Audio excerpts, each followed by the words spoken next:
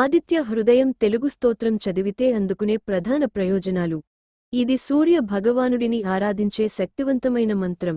దీనిని పఠించడం వల్ల దైనందిన సమస్యలు, ఆర్థిక, ఆరోగ్య సంబంధమైన కష్టాలు తగ్గుతాయి. శ్రీరాముడి యుద్ధంలో రావణుడు అడ్డుకుంటున్న సమయంలో అగస్త్య మహర్షి వారిచ్చిన ఈ స్తోత్రం చదివిన తరువాత ఆయనకు అపారమైన శక్తి లభించి విజయాన్ని సాధించారు. సూర్యుని ఆశీస్సులతో మీ జీవితంలో విజయం, ఆత్మవిశ్వాసం, శక్తి పెరుగుతుంది.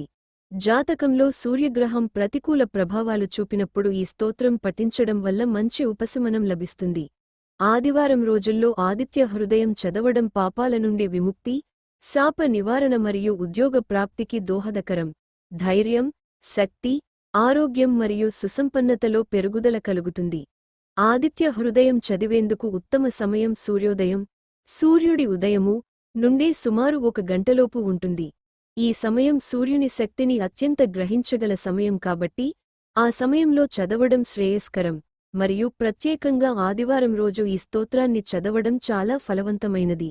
ఆదివారం సూర్య భగవానుని పూజకు మరియు ఆరాధనకు సమర్థమైన రోజు కాబట్టి ఆదివారం ఉదయాన్నే స్వచ్ఛంగా స్నానం చేసి ఆ హృదయ స్తోత్రాన్ని పఠించడం ద్వారా మంచి ఫలితాలు లభిస్తాయి.